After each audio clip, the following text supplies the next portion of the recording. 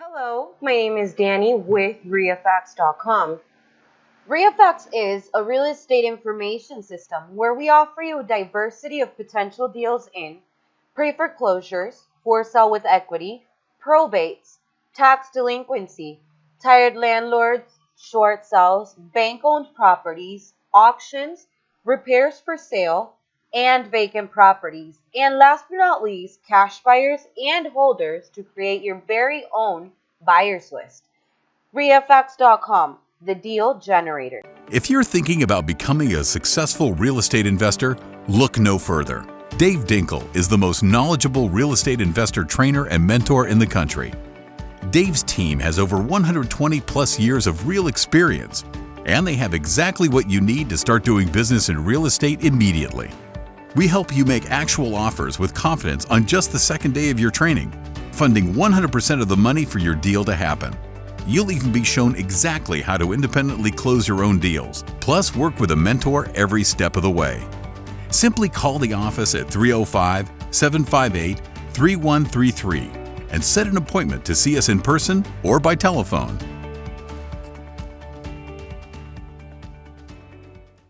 How should you determine market value or after repaired value? For this discussion, we're going to call these synonymous. Making an offer on a property is not as simple as looking at other closed comparable sales in the area. Miscalculations of ARV have been the demise of a few wholesalers and many rehabbers. I'm Dave Dinkle, and I'm not an attorney, CPA, or realtor, and any information derived or found in this presentation is not to be construed as legal or accounting advice. For FTC purposes, there is no average if we discuss anything about students, just so you know ahead of time. For a little nostalgia, I thought I'd talk about for a moment what happened 50 years ago today. For 10 days in 1971, I was a guest speaker aboard Holland America's New Amsterdam. I spoke to a somewhat captive audience about financial planning and how to invest in stocks, bonds, and commodities. I worked for Merrill Lynch, Pierce, Fenner & Smith at that time, which is now the company known as Merrill Lynch. To say something about how things change, the minimum wage at that time had just been increased to $1.90 an hour. By the way, my first real job prior to becoming a chemical engineer and a stockbroker, real estate investor later, was with Goody Shoes. I was paid 35 cents an hour, had to ride my bicycle 5 miles each way to work. But let's look now at today and look forward. Let's talk about the 6 traditional sources of determining value of any property. First of all and foremost is a professional licensed appraiser. They're trained extensively and tested by governing agencies to accurately determine the market value of a property. These appraisals can vary dramatically from appraiser to appraiser. I've been in situations where I've gotten 2 or 3 appraisals on the same property, same comparable sales, same neighborhood or subdivision. All 3 of them came in at different prices. So there is a value judgment somewhere along the line about what the market value is, even by an appraiser. I think the important thing about an appraiser is his or her limit of liability is the amount that you pay him or her. And I'm going to use the word him or his from here on out just for brevity. So if you pay him $300 for the appraisal and it comes back that the appraisal was way off and you decide to sue the appraiser, his limit of liability, which you sign in your contract when you sign him up, is $300. Keep that in mind. Now, appraisers are coveted by banks and lenders, but as a response to a seller telling you they got an appraisal for $300,000, what you should say is, I wish appraisers would be required to buy properties at their estimates. Because look, they simply do what's in the best interest of the client they have, which is always going to be the highest comparable sales. Some appraisers will look at condition of the property, especially the interior, and make a value judgment of how much it is to repair that. Some of them are now contractors under different state laws. Some have to be contractors before they can be appraisers. But in the real world, most of them are not familiar with what the real cost of a rehab would be. Bank of America is an unusual example, but it has its own salaried staff of appraisers. The idea being there's no chance of you coercing them into giving a higher appraisal by money or favoritism or anything else. So the only way to influence an appraiser's estimate is to include an estimate of repairs that you request that he turn in with his report. Very oftentimes new investors go out to meet the appraisal or the person doing the BPO, and they bring along with them comparable sales. If they're the seller, they're looking at the highest comps in the neighborhood and probably another neighborhood. That's not going to intimidate an appraiser. He has to do his job. He has to make a complete report. The only way he will be able to be influenced is if you have a contractor's estimate of repairs and ask him to include that in his report. Now the second thing is, believe it or not, tax assessed value as determined by the county. When we started investing in 1975, the MLS was still in its infancy, and it was just very difficult to figure out what the value of a property was, except to look in the public record and see what the tax assessed value was. And that's what we did. And we always felt that if we could buy at 50, 60, or 70% of tax assessed value, rehab it, and turn it back out into the market, we could get tax assessed value or higher. But as the markets fluctuated and went up dramatically, that became a nonsensical number to look at because the markets outpaced the tax assessor's reassessments. When markets declined, the same thing happened. The tax assessor couldn't reassess fast enough, and the huge wave of unrest with homeowners was, I'm paying too much in taxes and I can prove it. And in many cases they did. And for probably 3-4 years, maybe even 5 years, what happened is homeowners were contesting their taxes, getting credits because the market was falling, had fallen very quickly in 1 or 2 years. But the tax assessor didn't reassess properties except for every second or third year. So actually these values are reasonably accurate in normal markets. Now we've had a 12-year straight up market in real estate, and I should say they were reasonably accurate until probably about a year and a half ago when the market started to really take off. So they're a guideline, they're not cast in stone. Now the tax assessed value is different from what the taxable amount is because a homeowner can get various types of credits such as blindness, widows, homestead exemptions, and various things. In rapidly rising or declining markets, again, they lag the market, but it's only an indication of what's going on. Because the county wants all the tax revenue it's entitled to and more, every so often the county actually has appraisers reassess the market value of selected properties. They literally go out in the field. Sometimes you'll see them taking pictures of single-family homes or multifamily homes. And the question is, why are they doing that? They check in the public record to find out whether a structure was built on. Now then they take these recalculated values by the appraisers and they put them into a computer algorithm or software to get all of the non-commercial properties' new assessed values. They can't go out and appraise every property, but they can use software that more or less talks about how much everybody should have gone up at the same time. When you hear realtors or other news people talk about market values of single-family homes rose 6%, they did for ones that were sold, but did the ones that weren't sold go up? In the eyes of the tax assessor, they did. Now, these do not take into account any interior remodeling or condition of the property unless it can be seen from the exterior of the property. Appraisers for the county, for tax purposes, are not allowed to go inside the home. They have to be invited in, but it doesn't matter. They don't care about what the inside of the home looks like.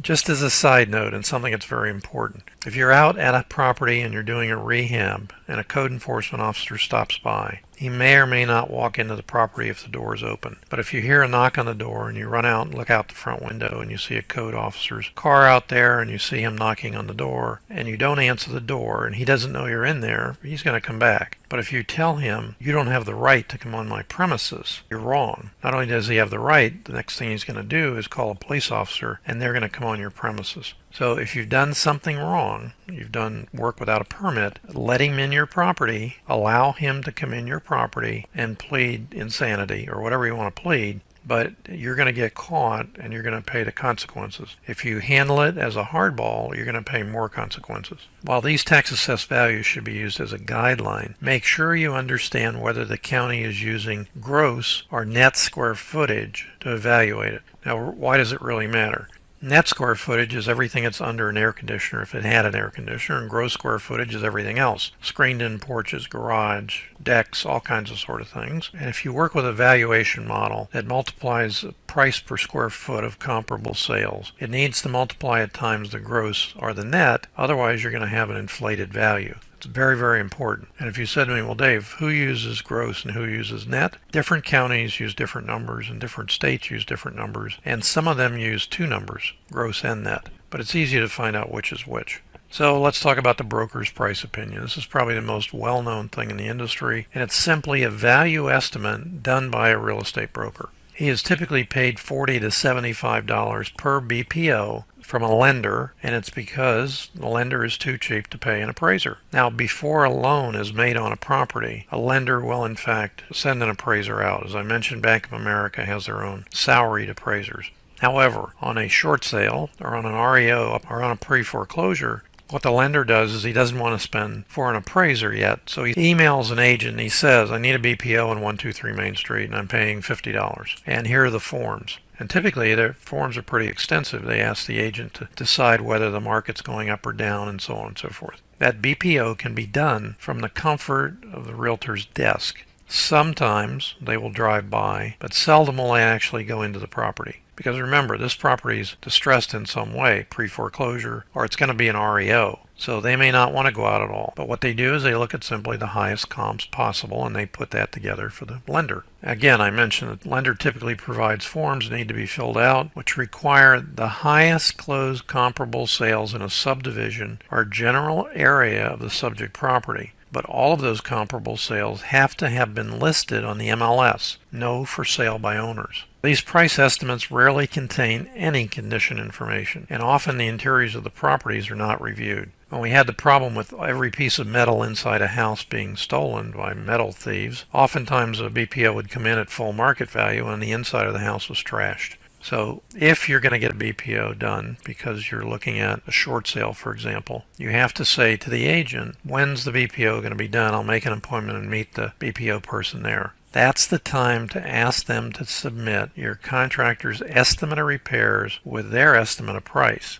Otherwise, the bank's going to think, frankly, that it's the nicest house on the block and the most expensive.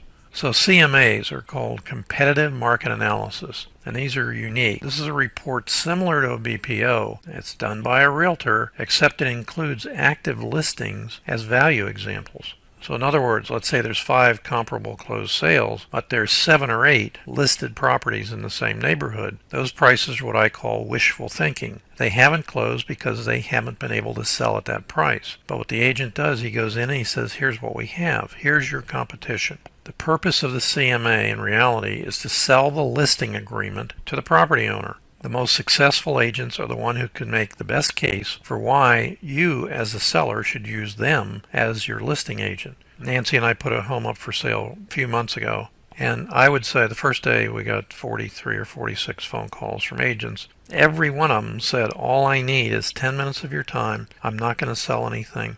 I just want you to view what I have. And we actually were so curious about what they were trying to do is we said, make the appointment, come on out and see us. And we just really almost had to have a baseball bat to beat them off after about a half an hour. And their point was, let me have the listing. We sold the property in the first 6 hours. What's interesting to me is, this is 6 months later, I'm going to say, and we're still getting phone calls from investors who think we still own the property. So if you're calling on expired listings or canceled listings or whatever kind of listings you've got, make sure that the person that owned it before still owns it. It hasn't changed hands. What the CMA does is essentially focuses the owner on an even higher anticipated market value than he can receive, only if he signs the agent's listing agreement. One of the things we try to do is say to the agent, look, you have these cash buyers you're talking about, bring them in, and if we agree to a price, we will sign an agreement with you. And their answer was, we can't do it that way. And the reason was, apparently, from their side of the story, is other sellers had done that and never paid them a commission. Once again, the estimated values do not take into account the condition of the property, as the agent has seldom seen the property before he actually goes in to make his presentation to the seller. This is one of the big changes in the marketplace in the last 2 years, I'm going to say. Because if that listing agent wears 2 hats, one of which is I'll list it at the highest price I can get. I have pocket buyers, I have international buyers, I have all these cash buyers. Just sign the agreement. He can also say, oh my gosh, it's not in the condition it has to be in to get full market value. Why are you selling? Biggest question, most important one in the world. The answer is, I have a time problem. Something's going to happen. For convenience sake, I want out, whatever it is. Then you can sell the idea that you have cash buyers who are investors. You can use the word investors. And they will pay cash, close quickly, so on and so forth. That's how you become a hybrid agent, where you become an investor and a listing agent, get paid on both ends. Other than knowing what other listings are in the area, this valuation can be very, very misleading. In your mind, as the seller, your assumption is he's telling me he can get me even more money. And if you were thinking about it, you'd say to yourself, well, why haven't all those sold? Most people don't think about it. They focus on what's coming to me. What can you do for me? Automated valuation models. Now, one of the ones I'm going to mention shortly is Zillow. When Zillow first came out years and years ago, and I'm going to say I think it was like over 10 years ago or more, I called Zillow up and I said to them, guys, I really like what you're trying to do. Your valuation models really don't work very well. I love your valuations because if somebody asks me what it is, I can show your valuation and it's like 20% over the real market value. But nonetheless, I'm calling you to see if you will allow me to advertise on Zillow. They said, advertise? We never thought about that. Of course, now it's an advertising machine. That's all it has been doing. When they finally came back to me and said, we like it, and we will allow you to advertise for investor properties on Zillow. I said, great. How much is it going to cost me? This is a long time ago, and their answer was $30,000 a month. Well, that was the end of that. So at any rate, as I mentioned, companies like Zillow, DREIA, and DREIA is owned by Zillow, Redfin, and other websites have proprietary property appraisal systems called automated valuation models. Redfin, I want to mention while I have it, if you're going to look at online sites that give appraised values or market values, call them the same thing. Redfin typically has a lower and probably more accurate than Zillow, Trulia, or Realtor.com, and so on and so forth, just so you know. These companies have spent millions of dollars for their proprietary software, and they can be really very wrong in those estimates. Now, each company's estimate will be completely different. I showed on a webinar before how much different they can be. I chose one property, used 60 online appraisal like Zillow and Redfin and so on. The only one that was even close to any of the other ones was Trulia with Zillow. Now, they're owned by the same company, and they were different values. How much? $238. How could it be different when it's the same company using the same round-off errors? It doesn't matter. My point is they all use the same things to get to the same value. Why are they so much different? We're going to talk about that. These estimates should be used as a guideline and nothing more. Very important, and here I'll show you a very good example. As you notice, this is sold for $65,000. Well, that property was purchased at $40,000 and resold for $65,000. And if you notice carefully, Zillow showed an estimate, a zestimate of $322,245.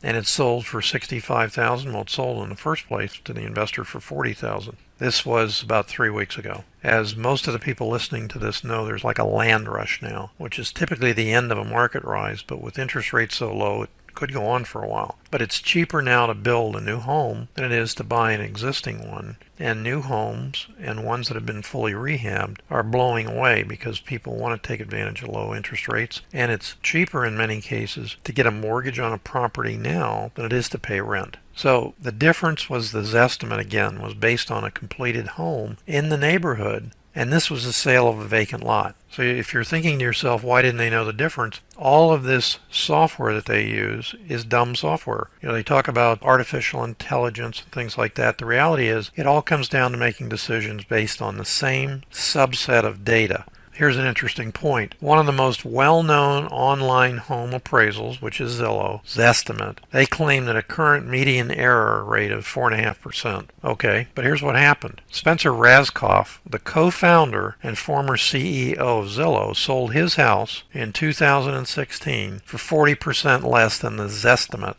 Why? Not because he had to sell it, but because the zestimate was way off. When they started out originally, they would give a value to the land per square foot and at the same time talk about what the value of the structure was. That's why I say they always came out way too high. Here's kind of an industry insider secret. The automated valuation models are often using the county's tax assessed values as their actual value estimate instead of the AVMs. Now, how do I know that? Recently, one of our students handled an auction for 15 properties, multifamilies and single-family homes that were rentals. One-time auction, all 15 properties. A 1031 exchange, all the money came out and went into another project. So the issue became, Dave, I've been looking at these things and I'm going blind, and I keep getting all these different value estimates for the same properties. So he said, would you mind just evaluating? Give me what you think is market value in these things, so we know where to start the bids or have reserves for each of the properties. So I spent probably, 40 minutes going through the 15 properties, and I gave him the list. He came back and said, wow, those are really different from some of the ones I had. Some were higher, some were lower. Ultimate result was they actually started all of the bids at the prices that I gave them. Maybe I was lucky, or maybe they liked my prices better. It doesn't matter. There's a certain skill level with actually making those offers that software can't do.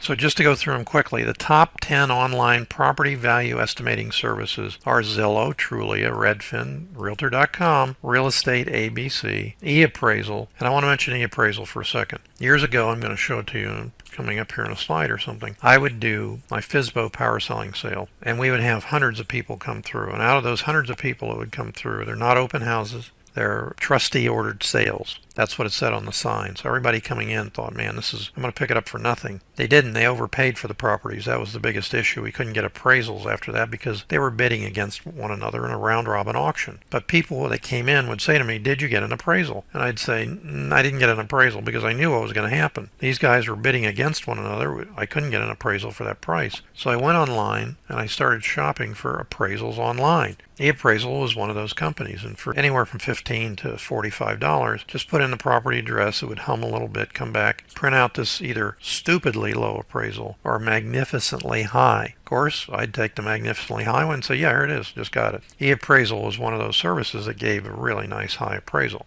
Now they've been taken over, and what they do is they give free appraisals. The idea being they sell those leads to agents in the area because the average FSBO property is on the market for either 4 or 5 weeks before the seller decides, I'm out of here, I need an agent to show the property and do everything else. HomeGain.com, Chase Mortgage Services, Remax, and finally ForSaleByOwner.com. ForSaleByOwner.com is an interesting business because it's just a giant real estate agency that advertises properties. When you say, I want to sell my property by owner, they send in a representative to find out what level of sales exposure you want. They vary from low to full-blown their own service, 6% commission or 7%, whatever. So it's up to the seller, but effectively what they are is a lead generation for FSBO property sellers. So online automated appraisals, which I just mentioned the appraisal for you, they're of 2 types. The first one is listing agents advertising for unsuspected owners who are thinking about selling.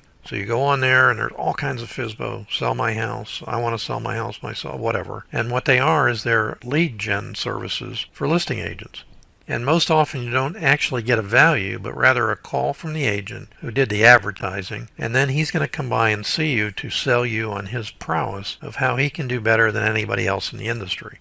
If you've heard me talk about iBuyers before, these are also included in this subset of valuation models. And the second type, of course, is actual paid appraisal websites that charge a fee and deliver you an appraisal in minutes. And if you understand the quote, rare as hen's teeth, because hens don't have teeth, that's what's happened to these websites, the appraisal websites. They're now generation sites for realtors who are looking for FSBOs before they actually get to the market or another agent gets to them.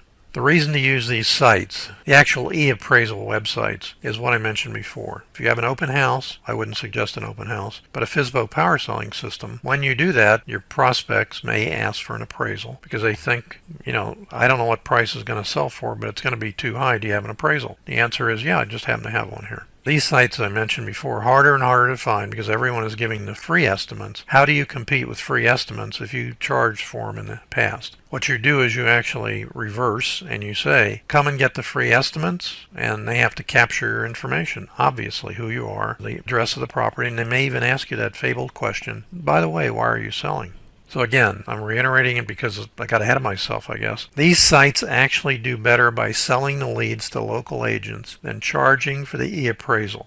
It's common in a rising market like we've had for some investors to keep their lead generation programs in effect, but they understand that because of the competitiveness of the market at times, they do better by selling the leads than they do by being in competition with other people. And I'm seeing more and more of those services. What they do is they have massive pay-per-click or marketing advertising on the internet because it's generic in the sense that it can be Florida, Georgia, Alabama, or any other state. They have an efficiency of getting leads in that people, for example, in Broward County might not have. They're trying to focus all their effort on leads just in Broward County. Oh, by the way, the leads typically run somewhere between $40 and $750 for a lead. Now, a lead simply means that that person, that seller, has answered a questionnaire on the website of these guys, and they're selling you that lead. Oh, wait, how can something like that cost $700 or more? Long Island, New York. That's what they go for there. So I want to talk about the next source is data consolidators. These are investor services. A sample, as we know, would be REIA. There's others that have been put together by national real estate gurus for themselves and for their students. They now make more money providing data services than they do on getting new students, but they all have specialties, I'm going to say.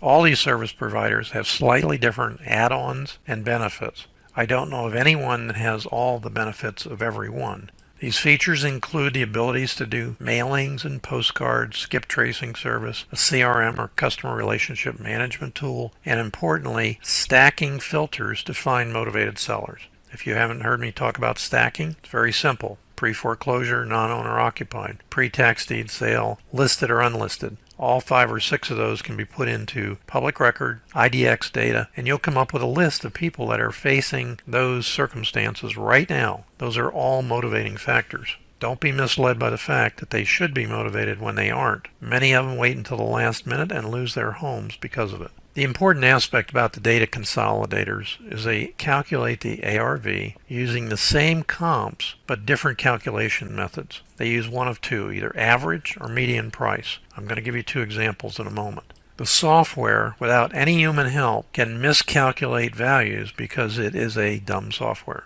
I say dumb. It only knows what's going into it. Garbage in is garbage out. I oftentimes get comments, the information on my data consolidator software is terrible. Well, look, it's coming from the public record. It's coming from the clerk of the court. They all use the same data sources. There's one group out there that sells all of that data, and they're able to buy it, put it into their program, and then resell it to you. So how bad is it? Well, the only thing that you don't have most often is the speed of a property that's been either listed or sold on the MLS. Because the MLS is live and instant, and the data consolidators may not get the information as quickly. Some of them actually have joined every board of realtors in the country, and their data is almost instantaneous. While others scrape the data from the IDX or they buy the data from a delayed service. It puts it out, but it's not as quick.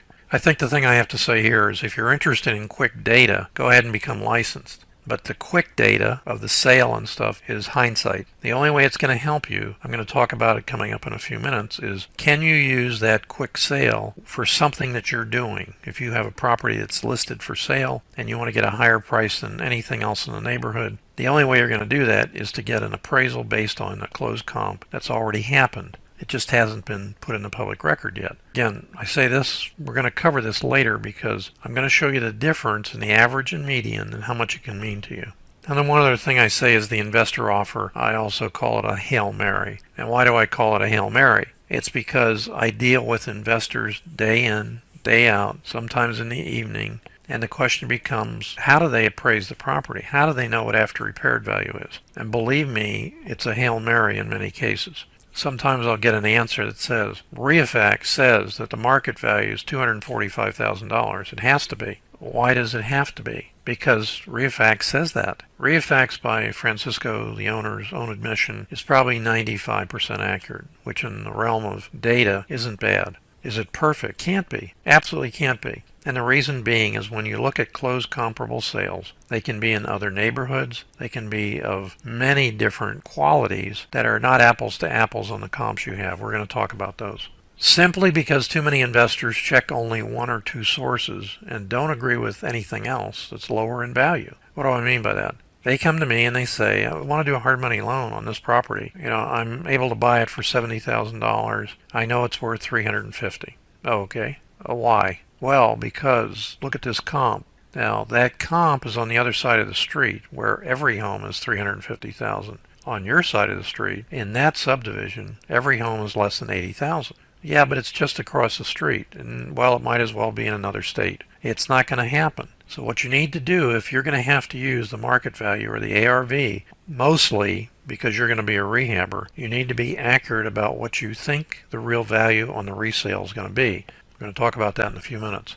I said this, but I'm going to say it again. Too often they do not compare apples to apples since they can't see how the rehab was done or its cost compared to the comparable properties that they have. What's the difference here? Well, for one thing, if you can't see the kitchen in the comp you're looking at, you don't know if it has a new kitchen, $10,000 kitchen, $40,000 kitchen. You don't know if they've added bedrooms, baths, or whatever else inside the structure, so on and so forth. So just because you get a value per square foot and you multiply it times your value doesn't mean that's the value of your property. I did a fishing trip in the Keys. I was invited by a boat builder, the type of boat that I had at the time, to do a contest in the Keys. And I stayed at his house in the Keys. The way you get around being able to get building permits is you buy a simple structure, whatever it happens to be, run down, torn down, dilapidated. It's a 1-1, 400 square feet. And by the way, I'm just going to add on to it. So that's what he had. I stayed in that 1 bedroom, 1 bathroom, 500 square foot bedroom is what it was. But it was a main house at one time, probably back in the 30s. But it was nicely renovated. But he built on a 1-1 that was 2,000 square feet. 2,000 square feet, 1-1. And I said to him, boy, you did a nice job on it. He said, yeah. I got it in just a little over $300 a square foot. I about lost it. I didn't go crazy with him, but we're used to spending $20 a square foot, $30, and you'll see these numbers coming up. But $300 a square foot, hey, it's what you want. So when I do transactional funding, I constantly get these stories of how much more the property is worth, as I just said. And it's either because of the listing agent or another wholesaler, or they themselves came up with this value. And it's like starry-eyed. Very oftentimes it's what I call realtor speak. I saw one the other day. The realtor says this can be worth as much as $450,000 when you do the rehab. Now, I admit it was a very extensive rehab, but I looked to see what the other comps in a 2-mile square radius was. The highest comps in that 2-mile square radius was a little over $300,000. Where's the agent getting $450,000? I don't have any idea, but it's a great sales tool if the person listening to the agent believes it. I say this all the time, and I'll say it again. Remember, sellers are liars and buyers are liars. Some of these are in the absolute extreme. A $70,000 listed property that I mentioned before is on the market for 170 days, and the investor is telling me it's actually worth $350,000 after the rehab. Would I do a hard money loan on 60% of the $350,000? So he can walk away from the closing with $100,000 to do the rehab purportedly. My question to him was, if it's worth $350,000 and you're getting it for $70,000, why hasn't it sold in the last 170 days? Common sense is not so common.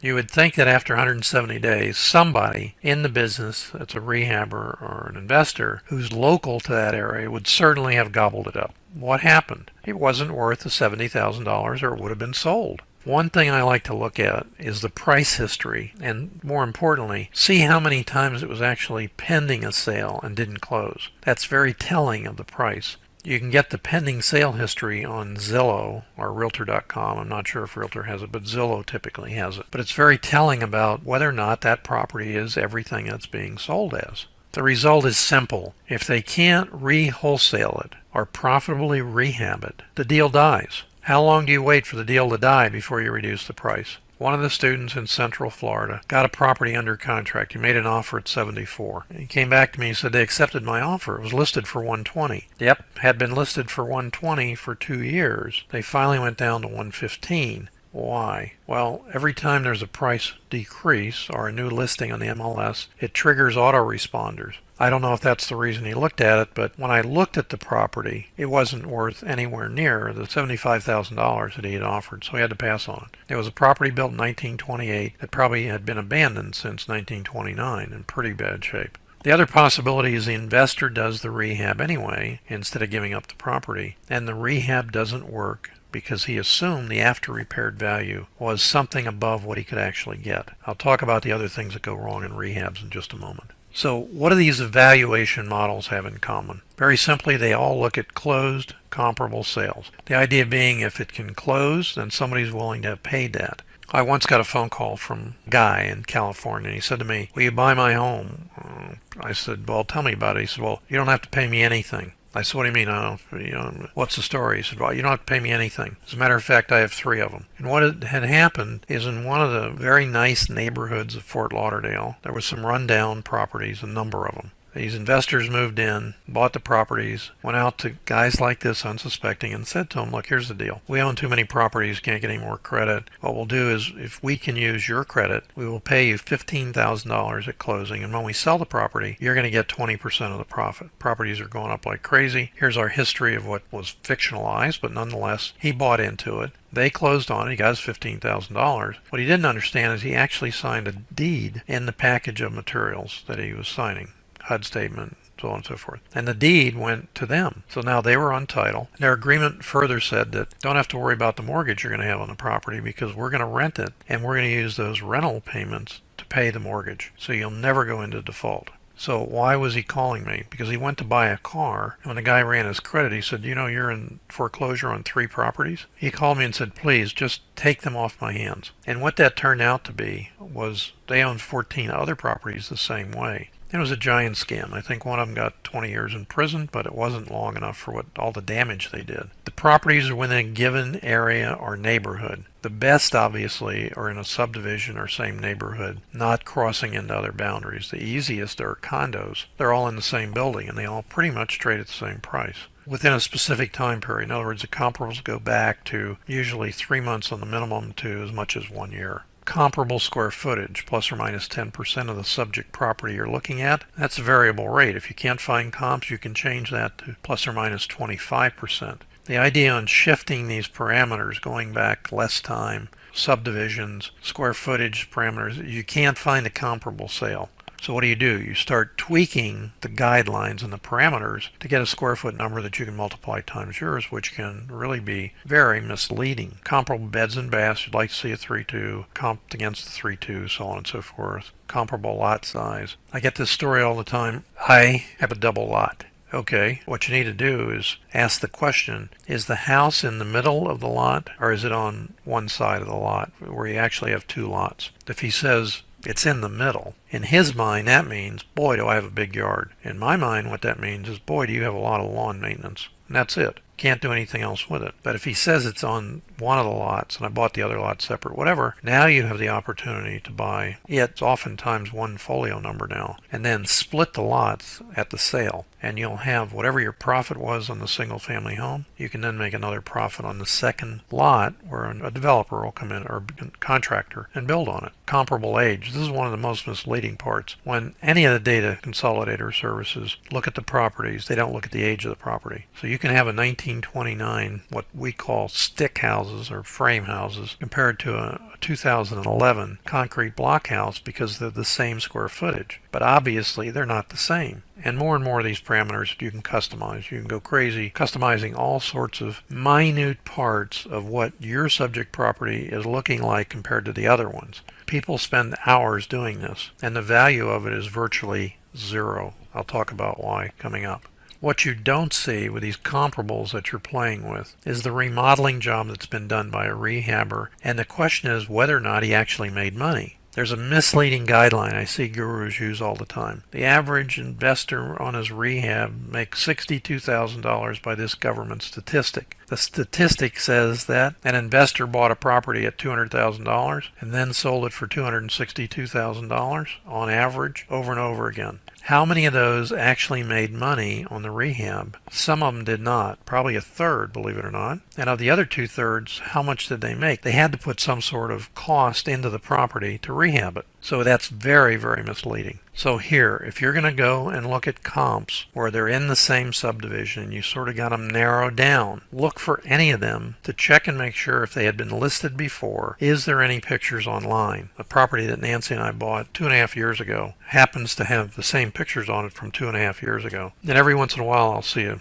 student or an investor come in. I look at the pictures online. Nice property. Looks like it's been staged. And I say to them, did you take pictures? And they say to me, yeah, I'll send them over to you. They send them over to me. There's nothing in the house. The people had probably pre-foreclosure stripped everything. Kitchen cabinets, metal, anything they could get out. So the pictures can be very misleading. So let's talk about what about doing these things to help your comps. And I say help your comms for this reason. If you're going to be selling a property retail, you've gone through and rehabbed it, what about including properties that have sold but are not yet recorded in the public record? In other words, in a lot of these subdivisions that are really hot, they lay stagnant for years, suddenly they become popular and they start to have sales like fairly quickly, one behind the other. You know they've sold. The people who are there are coming in. The sellers will tell you what they sold it for. The incoming people will tell you even what they paid for it, because you can say to them, I would like to know, if you wouldn't mind telling me, how much you paid for your property. It's going to be in the public records within a day or two, but I'm curious because I have a home for sale. And when Nan and I did that, we were selling our rehab properties. If you do it nicely and approach the people that are the buyers that have moved in, they generously, and sometimes too generously, will share with you not only their HUD statements, but their complete closing file. And that has their social security number and all kinds of stuff in it. All you need to hear from them is $345,000 or $680,000 or whatever the number is. So now you have an idea of that property sold for that, mine's for sale. How does that property compare to mine? And it will give you just a guideline.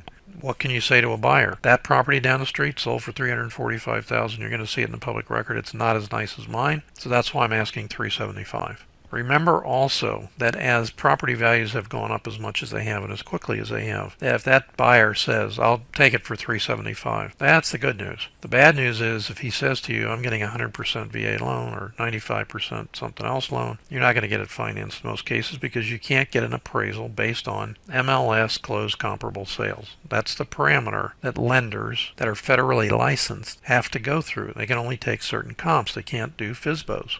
This can be dangerous to assume, and you see how I spelled assume, that when you've completed your rehab, you'll even get a higher price because of the unrecorded sales. I'm being cautious. Having rehabbed for 25 years and done a god-awful amount of homes, you err on the side of caution rather than closing your business down because you didn't do it correctly in the first place. I mentioned this, I was going to say it, here it is. Many variables can kill this dream, such as interest rate increases, appraisal values, labor issues, competitive new builds in the same area that you're in, and the cost of money to carry the completed rehab. These particular nightmares sometimes happen 2 or 3 at a time to a rehabber. So he's got to be able to buy the property, get into it, do the rehab quickly and efficiently, the lowest possible price, but still do a good job, and market it and get out of it. If you're one of those guys and you market it through a listing agent, you don't have to do that. And if you haven't learned that yet, you need to go ahead and figure out how to market your own properties, because 3% on 200,000 times you do 10 of those a year becomes a lot of money that you don't have to spend. What about looking at active listings that haven't sold yet? So in other words, here you are, you're trying to make the highest possible price in the minds of the buyers. Why don't you do the CMA? Why don't you look at those active listings that haven't sold yet? Again, I mention this only when you're the seller of a rehab property. Okay, when you're selling a wholesale deal, your effort to intimidate buyers with outrageous comps and dreams of high unreasonable prices will most likely hurt your future efforts to sell to some buyers. Those some buyers are typically what I call whale buyers, guys that come back and buy over and over again, hedge funds, so on and so forth. And I'm saying this because new investors in particular put a property under contract. They have visions of grandeur about what it's going to sell for. They can't sell it. They either have to give it back or they lose their earnest money deposit. They can't close, and so on and so forth. The point of this exercise I'm going through is to hone down on what you should be doing instead of spending a lot of time on after repaired values, market values, and so on. So let me go into the average versus median value of comparable sales. This is the forefront, the foundation of how all values are calculated. So what we're going to do is assume that within a half-mile radius of a subject and fictitious property, there's 14 qualified closed comparable sales. I'll mention something here very quickly. When data consolidators talk about a half-mile radius of a property, you're thinking a circle. It's not. It's a square. It just happens to be for software programming purposes and ease of thinking of what it looks like. It's actually called a radius when it's not. It's a half mile on each side of the square. So let's say the seller is asking $180,000 for his property, and further assume that the comparable sales in the target radius look like this: 100,000, 120, 75, 90, 200, 220, 45, 190, 65, 105, 225, 85, 175, and 90,000. 14 comps, all within a half-mile radius. Now, if you're saying to yourself, well, gee, what if they're in another subdivision or they're right across the street? Remember, unless you designate where they're coming from on the actual software dashboard in the program, it doesn't care. It's going to take all of these into account. So here's what you do. If you average these numbers, I've done them for you, they come out to $127,500 after repaired value. Now remember, he's asking 180. So this says market value is 127.5. So let's move on to the median value. Now this is calculated by dropping the highest and then dropping the lowest price to converge on the median value. Obviously, the more comps you have, the better this works, as well as with averages. The more you have and the closer the area, the better they work. I'll show you that in a moment. But here's what we have. Median value would be, and here's how I put it together, drop 225 and drop 45 at the same time. 220, 65, 285, 190, 85, 175, 90, 120, 90, and you come down to, you're converging on 105 and 100. Remember, there's 14 of them. So you come out with two numbers left. So what do? You average the two numbers, and you have an after repaired value of $102,500.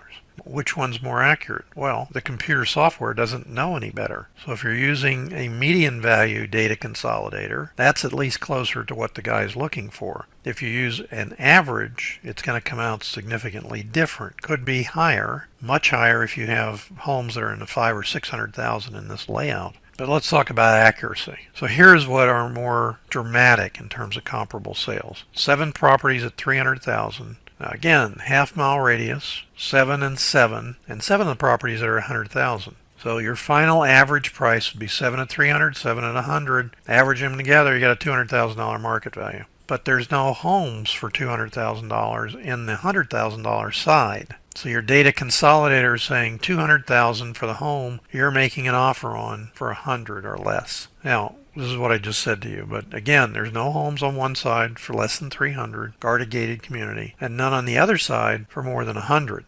So if you calculated a median value rather than an average value of 200, it would come out to the same $200,000. Why? Because you converge on the last two numbers, which are 300 and 100. Average those together, you get 200. Now, is this stupidly simple and it never happens? No.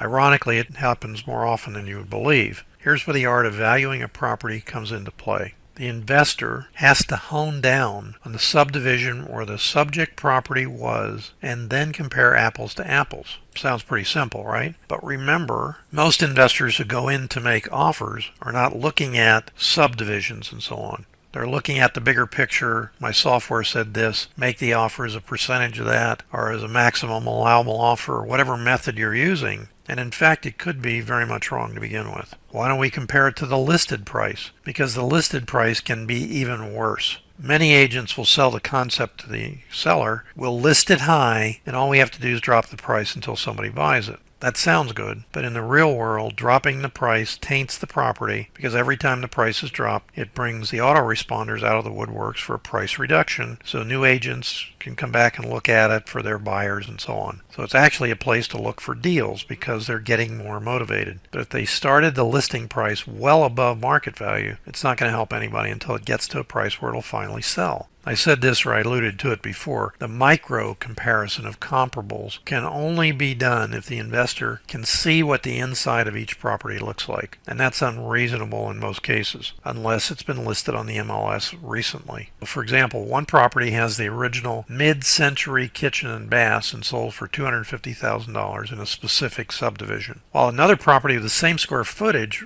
sold recently, same subdivision, for $350,000. Why?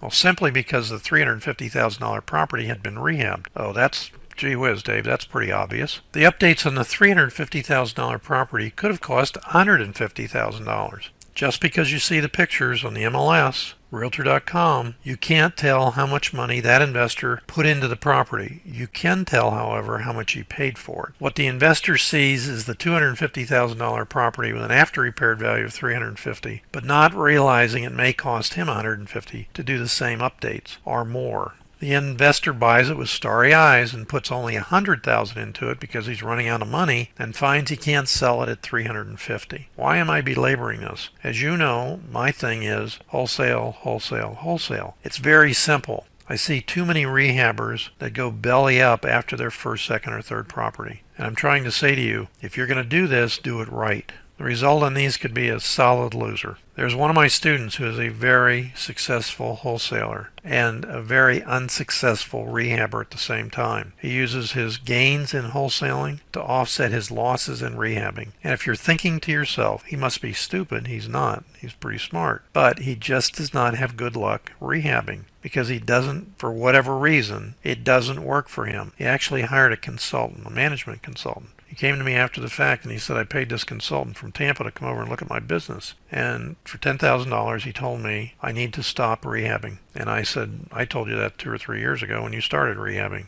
So let's talk about the case where there are no comps at all or very few. And some of these areas where, for example, in Palm Beach, each comp might be a half a mile or a mile away and there's only one of them. And the houses are not comparable. So what happens if you get the best and biggest house in the neighborhood as a comparable and they split it into cost per square foot, multiply it times your square footage in your house? Is that the same? Well, if you find a ravenous buyer, you're not going to be able to get an appraisal for your buyer, who will likely be getting a loan, so no sale. The closest comps are over a mile away. Most programs, data consolidators, will allow you to step out to get more comparables. But are these really accurate? Oftentimes they're not. Ultimately, as I mentioned before, all comparisons come down to the dollars per square foot of the comparable properties times the square footage in your property. Remember I mentioned gross and net before, another very important factor to look at. Too few or no comps in the area are for the last few years no properties have sold. You're flying blind, and you could be in for major problems of selling it. The neighborhood is very mixed with older and newer properties. This is becoming more and more common, so the comparables you're looking at are 2015 or 18 versus 1932 and 1949. They're not the same. Make sure the year built matches your property or close to that, or you could be in for a really big letdown. Easiest way to overcome these peculiarities is to get an appraisal and carefully compare it with the tax assessed value from the county. It has to be higher or something's wrong. And you can always use the appraisal when you have an open house or a FSBO power selling sale and a prospect asks to see it, very simply. So how does the ARV affect your offer on a property? When it comes down to it, what does it mean? If you want to rehab the property, your offer has to be very concise or you won't get the deal. Or you could lose money if you get the deal. So what's very concise? Very simply, it's your repair estimates, your time to do the repairs, and your ability to resell the property. As well as, oh yes, is your labor force stable? Are they going to come on time and do the right kind of work the first time? If you pay too much initially, you next face the hazards of completing the rehab and then not being able to resell it. For convenience sake, most rehabbers go to wholesalers to get their rehab properties. They don't want to spend weeks or months looking and getting turned down. They have to do their rehabs. That's where they make their money. So they turn to wholesalers. Very simple. In many cases, the wholesaler will make more profit than the rehabber at the closing table and will not have to wait 3 to 6 months. That's not true all the time. There are good professional rehabbers that are contractors that have working crews that have their own money or special rates for hard money, but they're seasoned and experienced in the business. If you're going to take on rehabbing, initially be very careful. First of all, if you know you're going to wholesale a property, you can make any offer. And if you get it, then you need to find a buyer. Or you're not going to find a buyer. It's very straightforward and simple. So after all of this, what is the most accurate value of any property? You've heard me say this before, and I keep saying it every time I get it because I see it happen almost every day. It's only worth what you can sell it for and the amount of time you have to sell it. This is wonderful, and it's terrible at the same time. It's wonderful for wholesalers because they go in with little or no money, but it's terrible in the sense that the buyers know you have it under contract, you have an end of an inspection period as a deadline. So they literally can put it under contract with you and not close, and then go back to the seller directly. We have all sorts of ways to overcome those symptoms of what I call black hat wholesaling. How does the ARV affect your offer for a property? Frankly, as a wholesaler, your making offers is far more important than making the perfect offer. I don't want to repeat that again, but it's absolutely a truism in the business.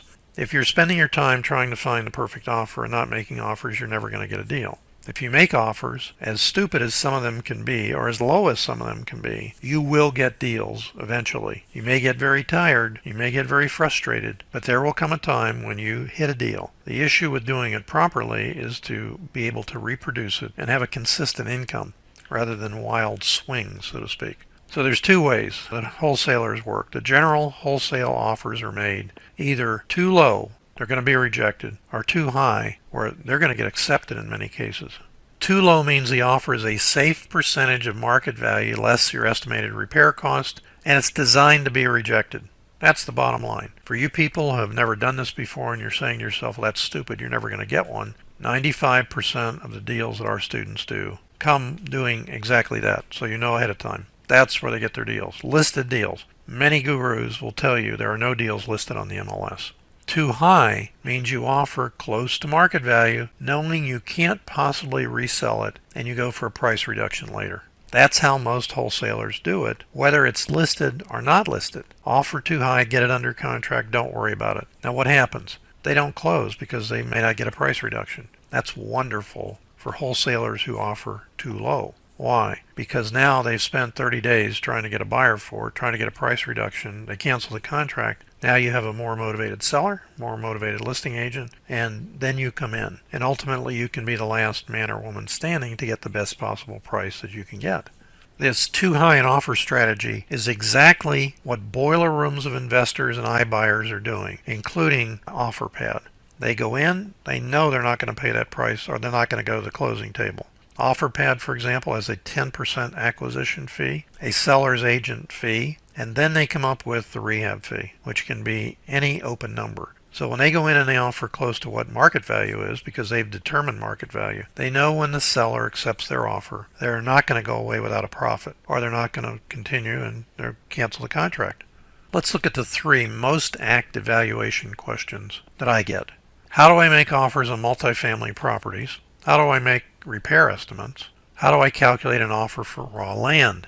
So what I'm going to talk about is fast offers. Let's get these things done quick. For rental income properties, not single family homes that are rented. Rental properties are bought and sold based on their net rental income after expenses, net rental income, divided by their purchase price and rehab costs to the buyer. This is called a cap rate. Here is the fast offer calculation for income properties. Typically in the industry, they'll give you 3 to 10 sheets of paper. They say fill out all these little numbers about the property, and then we'll work our way at the end towards a cap rate.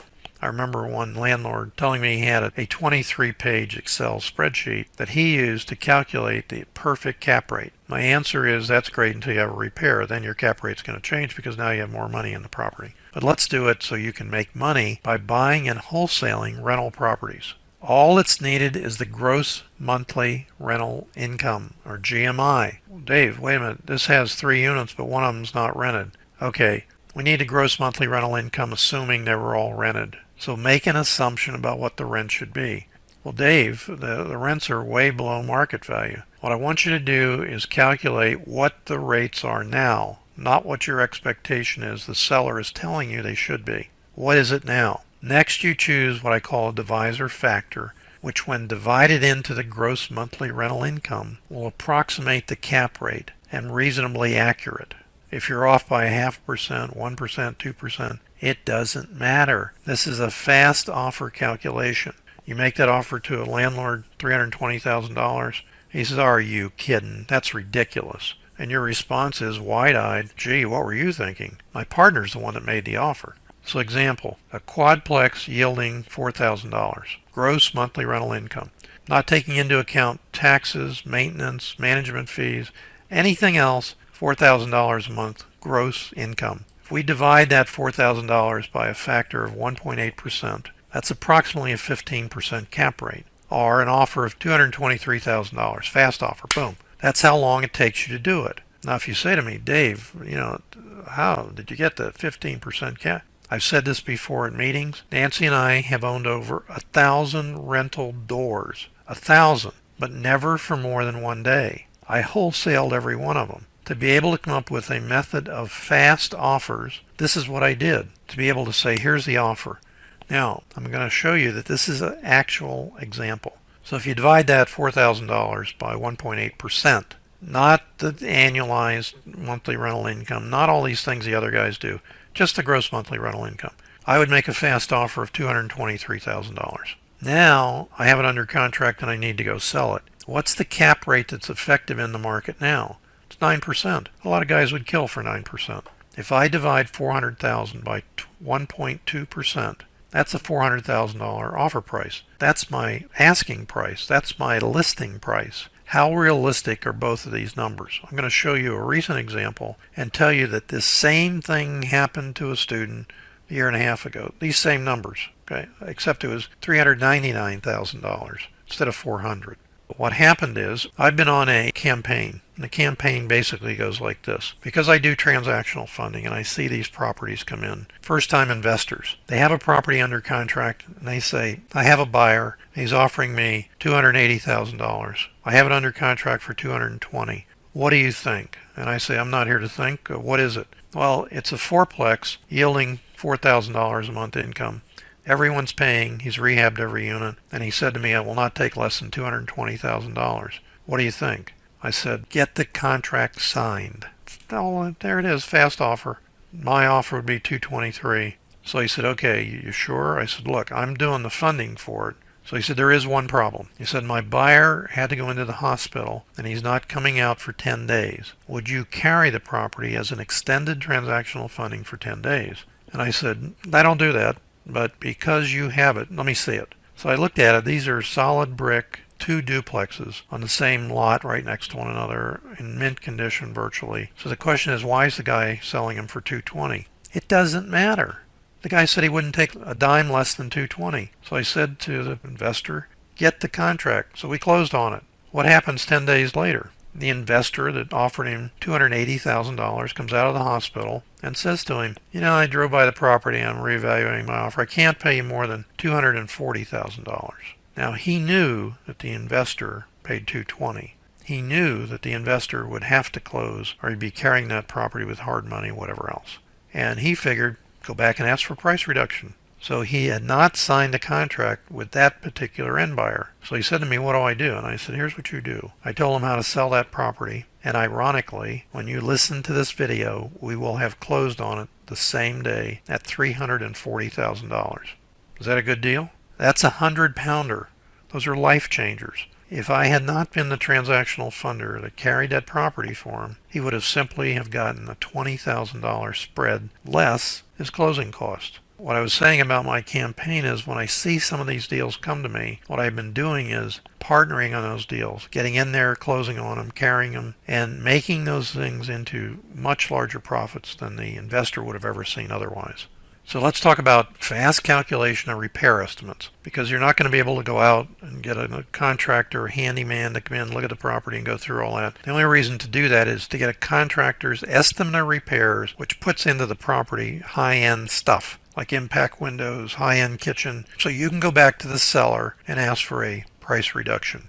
So the estimate of repairs for a property can be grossly different for each rehabber who are looking at your wholesale deal. Some rehabbers have their own crews. Others hire handymen or contractors, and many do their own rehabs. So their cost for labor and materials is significantly different. All of these things result in different material and labor costs, as I just said.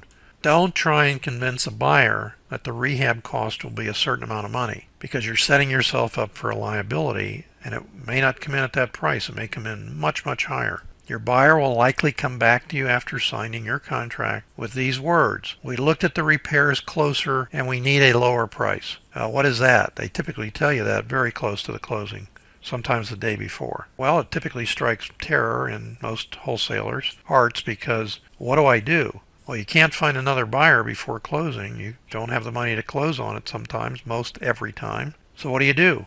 You give them a lower price. You walk away with chump change. That doesn't have to happen if you do it from the correct perspective and knowing how to properly handle the sale.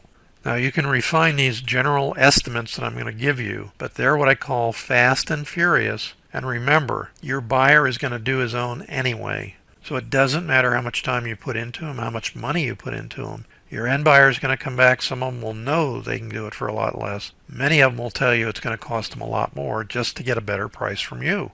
So the first thing is what we call lipstick on a pig. That's very simply $2.50 to $10 a square foot. That doesn't include cabinets, kitchen cabinets, or vanities. It's patch, paint, maybe some flooring. So if you have a 2,000 square foot house, what I'm saying is the cleanup and everything else, patch and paint, could run from $5,000 to $20,000. And if you're saying to yourself, it couldn't run $20,000, well, you might be in for a big surprise. Moderate. This is $15 to $25 a square foot. Roof, air conditioner, moderate kitchen, cabinet, update, bathroom, same thing, paint patch, landscape, and total floor coverings. And finally, full blown. That's $25 to $40 a square foot. Everything needed in the property mentioned above to bring it up to date, and even more money if you're going to make it irresistible. Years ago, I had a father and son come to me. They said, we have a software program that's making us money like crazy. I said, what are you doing? They said, we're buying properties at the auction. I said, okay, how do you know what the repairs are going to be? They said, we don't care. I said, really? That's pretty interesting. So you never go inside the house. Because in the good old days, I'm going to say to you, it was very simple to go inside a vacant house. You broke in, went in, looked around. It's called breaking and entering. And nobody really cared very much. That's not so much the case anymore. But they said to me, no, we have a simple solution for the repair cost. We assume that we can repair any house for $30,000. Well, that's a pretty big assumption. But with that in mind, that was their business model. And they were fairly successful at doing simply that. So these are fast and furious ways to calculate what your repair costs are going to be. And you can adjust them based on your history of actual ones you've done. Well, Dave, wait, there's a $10 one and there's a $15. What happens if it falls in between? Look, guys, don't make trouble for yourself. Those are excuses. Pick a number and have an idea. If you're going to rehab that property, you better get everything in line. Cost of money, actual materials and labor, and everything else involved. This is fast and furious to make sure that the wholesale offer you make makes sense to a buyer coming in. Okay, fast calculation of land values. How to calculate land values is the most often asked questions I get from new investors. Because of the rapid rise in real estate prices lately, more and more investors are buying a bright, shiny object called land sales, how to buy and make money in land, and they're also realizing that land is relatively cheap. How do you calculate the land value? So I have an idea, and that is that the county tax assessed value, whatever it is, because land values don't change dramatically, offer 50% or less. Oftentimes these properties have never had a structure on them, or they had a structure years ago and it was torn down, so they're vacant lots. So how do you know what it is? This is a guideline. It's as good a guideline as anything else. And as simple as it sounds, it works well. But make sure the land is buildable under the present county or city codes. When you drive through a neighborhood and you see the same sized house on and on and on, older properties, back in the good old days, the allowable lot width could be as little as 30 feet because the homes weren't that wide, they were long. Now what's happening is you can't build on a 30-foot lot. You have to have a frontage of 50, 60 or more feet.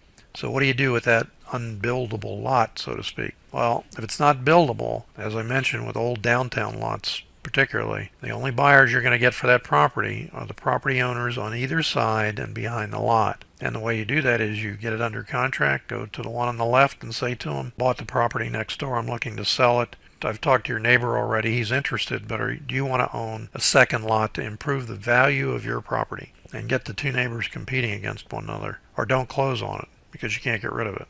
So if it is buildable, then prospect for a buyer by driving the neighborhood and looking for contractors and developers who have recently built new homes, single families, or townhouses. Building townhouses on the lots is the way to maximize the value. You buy 2 homes next to one another, or 3, and then you come in and get it rezoned for townhouses, and you build 4, 5, or 6 townhouses in the same square footage. So this has been a general oversight, and what I tried to cover is the importance of market value after repaired value. But the single thing I want you to take away with this is you're better off to make offers than spend too much time thinking about the exact perfect offer to make. Again, if you can't sell it, you have to give it back.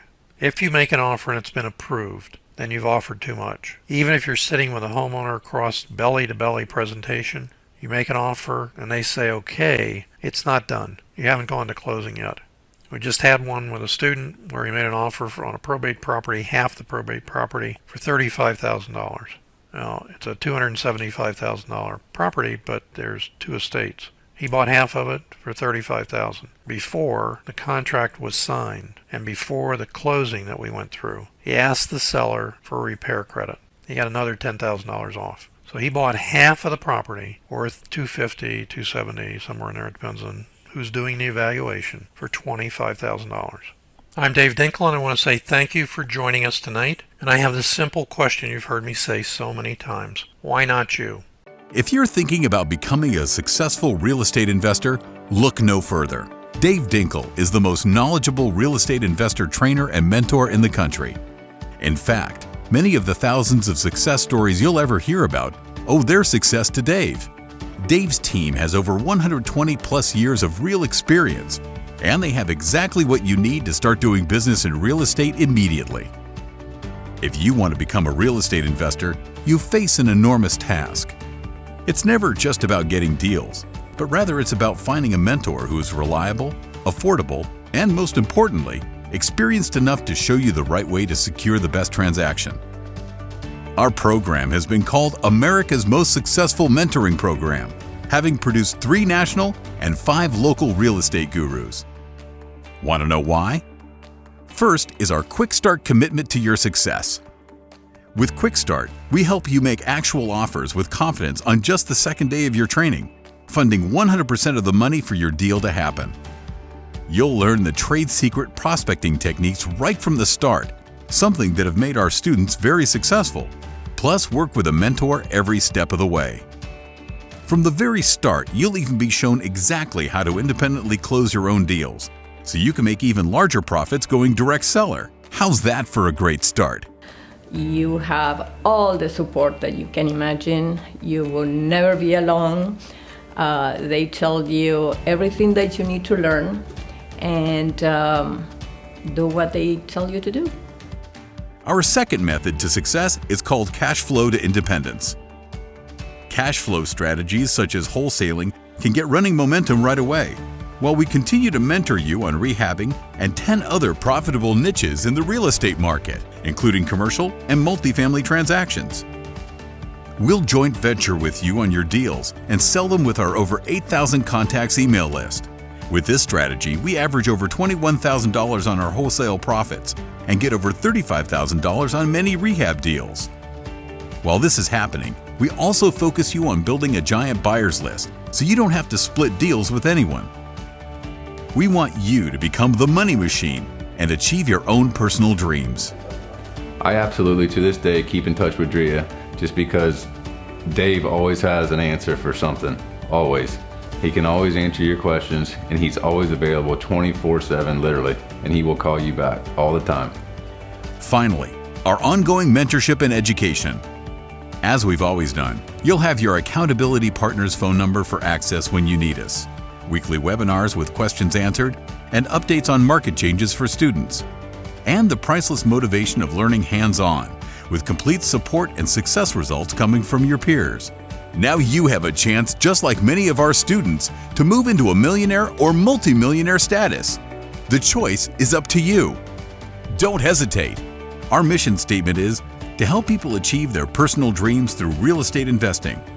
So why not you? Simply call the office at 305-758-3133 and set an appointment to see us in person or by telephone.